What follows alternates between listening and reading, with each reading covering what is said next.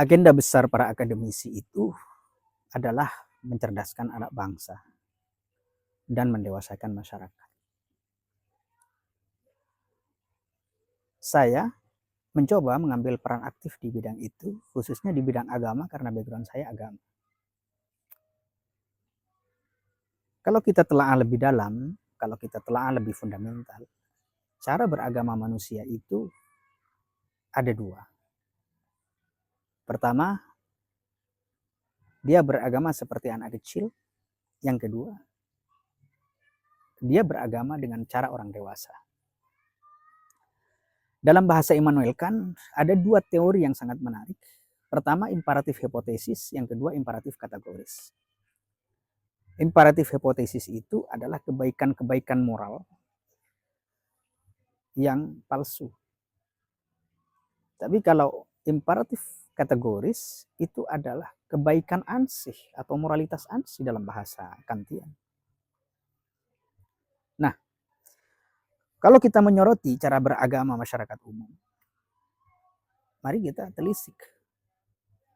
Jika agama atau perilaku-perilaku keagamaan hanya didasarkan pada iming-iming tentang surga dan ketakutan akan neraka, ketakutan akan siksa kubur, ketakutan akan azab, maka tak ubahnya seperti anak kecil yang baru berjalan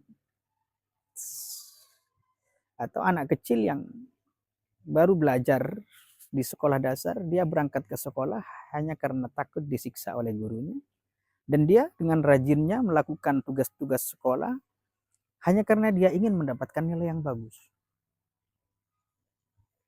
Tetapi agama tidak seperti itu. Agama yang sesungguhnya adalah yang berangkat dari hati nurani, yang itu tidak ada kepalsuan atau tidak ada ketakutan-ketakutan yang ada di luar diri kita. Nah, dalam bahasa Kantian itu disebut imperatif kategoris. Sebut saja, saya kasih contoh begini.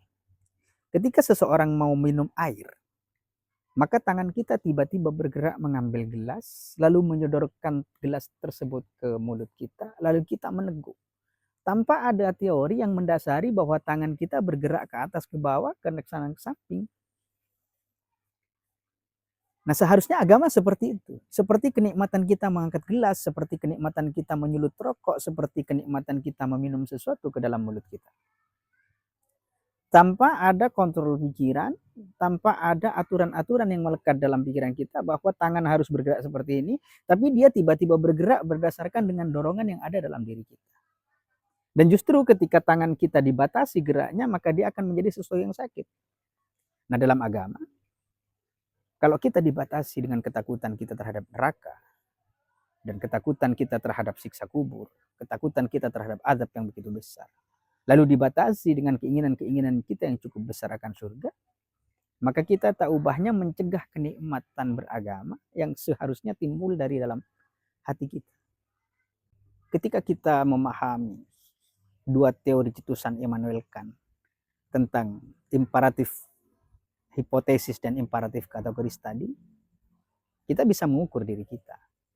Apakah kita beragama dengan moralitas palsu yang didasarkan pada ketakutan-ketakutan tertentu, atau kita sudah beragama dengan moralitas ansih? Apakah kita sudah dewasa dalam beragama, atau justru sebenarnya kita masih seperti anak kecil? Dan kita bisa merefleksikan diri kita. Kalau misalnya Allah tidak menciptakan surga sebagai balasan yang indah, Allah tidak menciptakan neraka sebagai azab yang besar, apakah kita masih beragama? Masihkah kita butuh terhadap agama?